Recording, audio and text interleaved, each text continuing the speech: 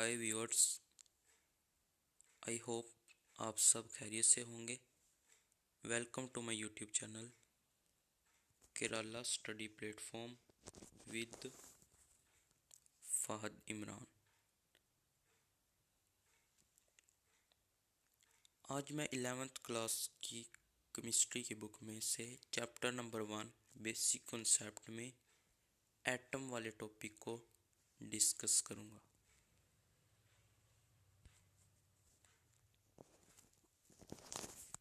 Atom, सबसे पहले atom की हिस्ट्री देखते हैं। लॉन्ग टाइम अगो, यानी कि काफ़ी अरसा पहले, ग्रीक फिलोसफर्स का ये सोचना था कि जो मैटर है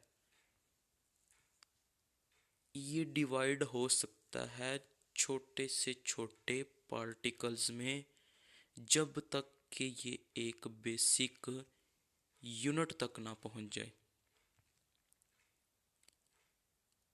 जो कि मज़ीद डिवाइड ना हो सके।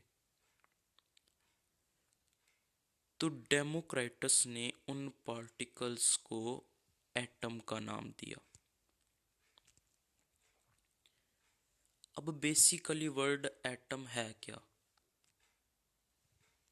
द वर्ड एटम, ये जो एटम का लफ्ज़ है, ये एक ग्रीक वर्ड एटमोस से निकला है। ग्रीक का मतलब होता है यूनानी। एटमोस का मीनिंग होता है इनडिविजिबल, नाकाबिले तकसीम।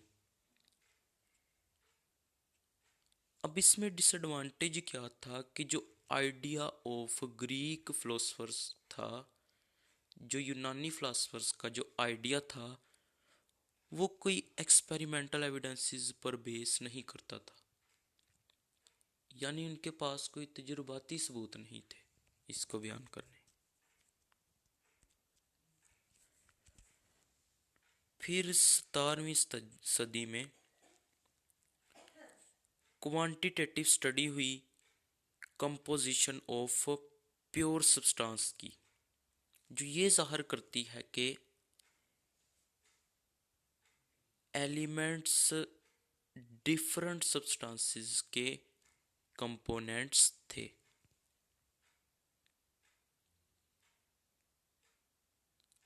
उसके बाद ये भी अंदाज़ा लगाया गया है कि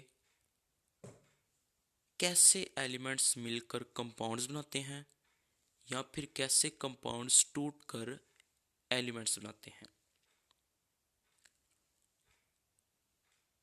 फिर उसके बाद वक्त गुजरता गया। 1808 में एक इंग्लिश स्कूल टीचर था जिसका नाम था जॉन डाल्टन। उसने रिकॉग्नाइज करवाया, उसने पहचान करवाई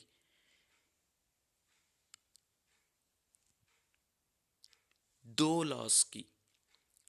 एक है law of conservation of mass और एक है लॉ ऑफ डेफिनेट प्रोपोर्शंस। उसने कहा कि जो दो लॉज हैं, इनको सिर्फ एटम की एग्जिस्टेंस की बिना पर ही एक्सप्लेन किया जा सकता है। फिर इसने एक एटॉमिक थ्योरी पेश की। इसने कहा कि all matter is composed of atoms, यानी कि तमाम मैटर किससे मिलकर बना होता है? एटम्स से। एटम्स किसके? डिफरेंट एलिमेंट्स के, जो के प्रॉपर्टीज के लिहाज से मुख्तलिफ हों। तो फिर एटम की डेफिनेशन क्या होगी कि atom is the smallest particle of an element.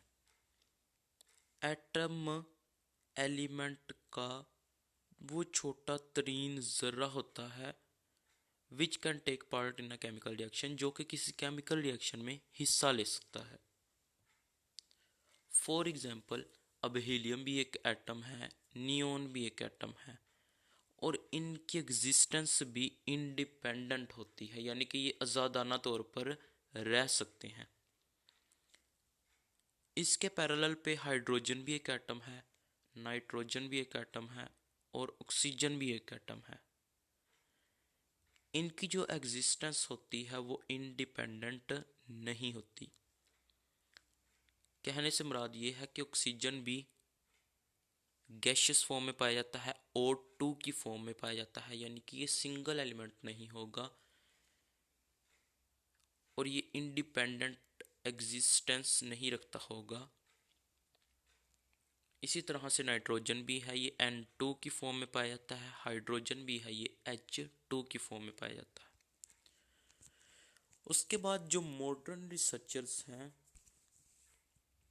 उन्होंने ये ज़ाहिर किया कि एटम जो होता है वो मज़ीद सब एटॉमिक पार्टिकल्स पर मुश्तमिल होता है, जैसे कि इलेक्ट्रॉन्स हो गए, प्रोटॉन्स हो गए, न्यूट्रॉन्स हो गए, हाइप्रोन हो गए, न्यूट्रिनो, एंटी न्यूट्रिनो वगैरह वगैरह।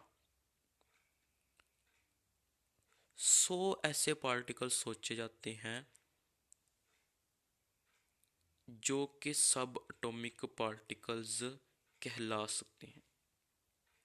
लेकिन जो बुनियादी पार्टिकल होते हैं एटम के, वो हैं इलेक्ट्रॉन, प्रोटॉन और न्यूट्रॉन।